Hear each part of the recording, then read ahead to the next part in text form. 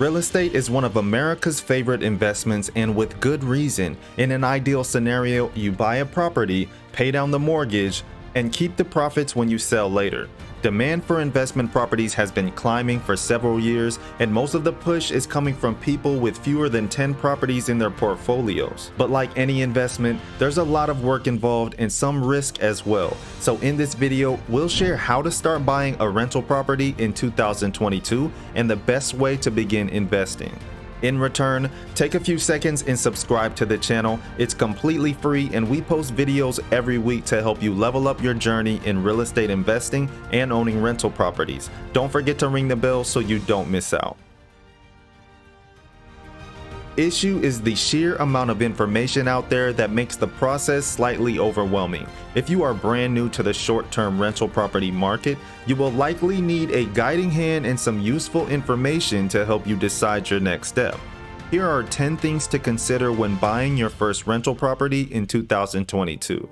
Number 1, is this right for you? Buying a short-term rental property is a great way to earn extra income, grow your wealth, and benefit from long-term appreciation. But it's not made for everyone. Buying a short-term rental property has its challenges, and before committing to the journey, do ensure you're ready to face them.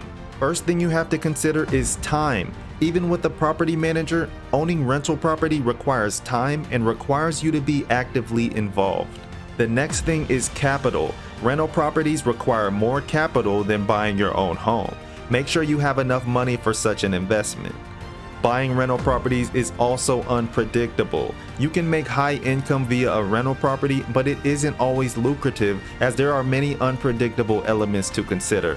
But if you still feel optimistic despite those drawbacks and feel confident you can deal with the challenges, then you're in a great position to buy a short-term rental property. If not, then don't worry, because there are plenty of other ways to invest in real estate. Number 2, define your end goal. Knowing what you want to get out of your rental property will determine the best deal for you.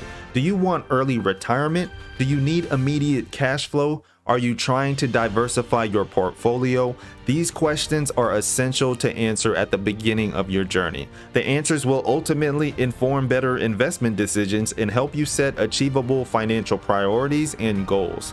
Not only that, knowing what your why is and the reason you are starting anything will help prevent burnout, and it'll also keep you motivated to keep pushing through obstacles you may face down the road. Number 3, build a team. Going on this journey alone is near impossible. You want to build a team of people and professionals who will help you make your rental property investment a success. Surround yourself with professionals who have experience buying and managing short-term rental properties and who can guide you through the entire process. This can be anyone, starting from real estate agents, landlords, there's lenders, and even contract workers. This will save you time, money, stress, and energy. Number 4, do your market research. When it comes to buying the right short-term rental property, research is everything. The more research you do and the more questions you ask, the greater knowledge you will have to make the best decision for your desirable future. Also, think about travel, tourism growth, attractions. These are all common signs of a good investment if each factor seems strong. Don't let others convince you of a suitable location or property. Do your own due diligence and be confident in your own decision about what constitutes an excellent opportunity. For example, look at the possible neighborhoods in finer detail. Ask yourself important questions like, is this location attractive and have high traffic? What are the local amenities? How many other rental properties are in the area? What is the average income in the area? If you are a first-time investor, then buying a rental property in a new and popular neighborhood can help cut down on maintenance expenses and costly vacancies. Look for things like location. The neighborhood where you buy the rental property will influence the type of tenants you attract and the vacancy rate as well. For example, a property near a university might be appealing to students, though you might struggle to rent out the home during the summertime. Also look at the property condition.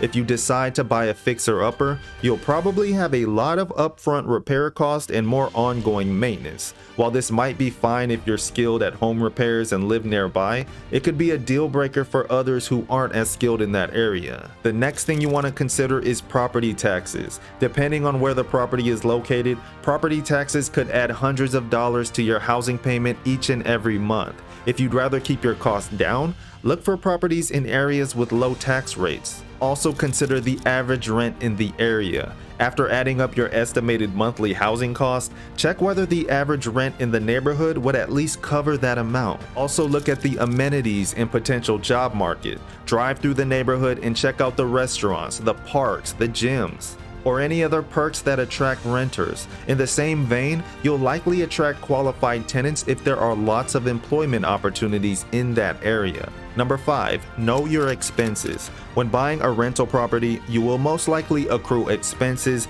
including property taxes, unexpected repairs, and maintenance fees. Therefore, you will need an emergency fund. Make sure you calculate these expenses before you get started and have the funds in the bank so that you can be prepared for the unforeseen future.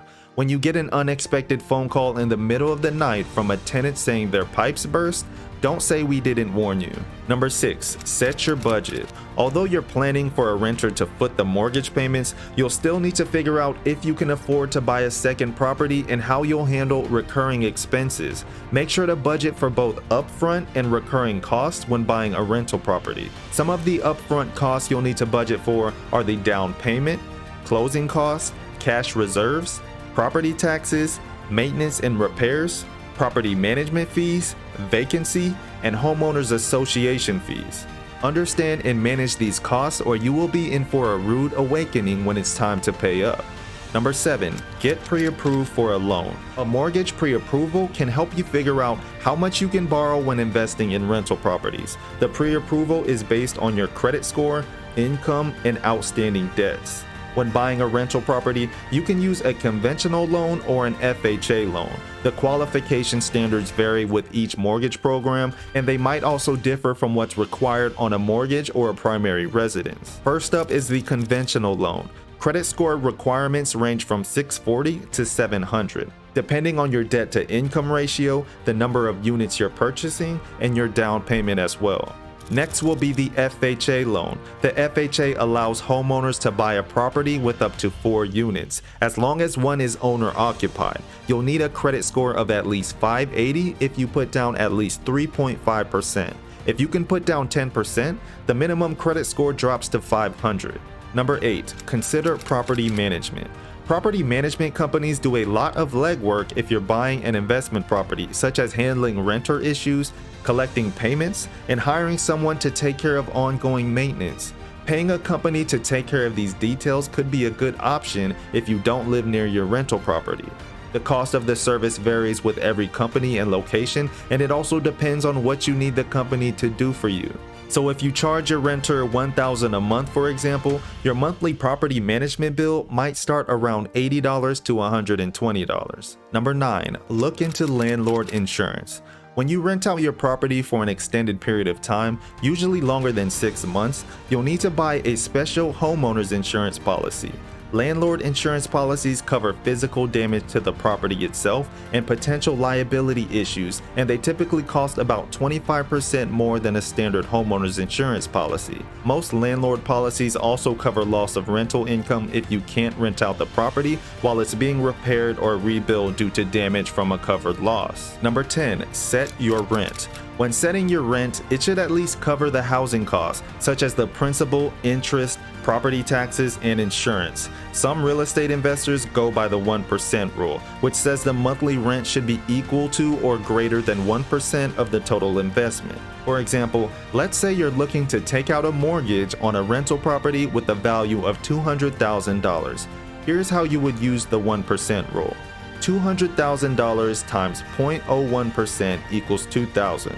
The $2,000 figure is your bare minimum monthly rent.